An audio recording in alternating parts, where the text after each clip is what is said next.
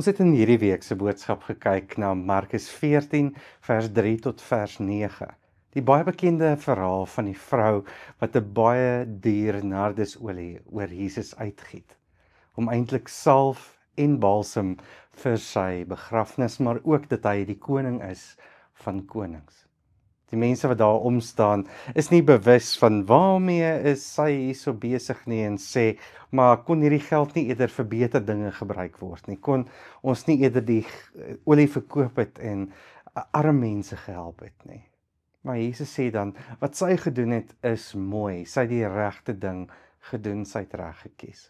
Ek dink dit nooi ons uit om werklik ook ons omstandighede en ons omgewing mooi te lees.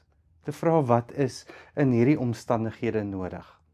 Hoe dien ek God en sy koninkryk waar ek nou is met dit wat ek het?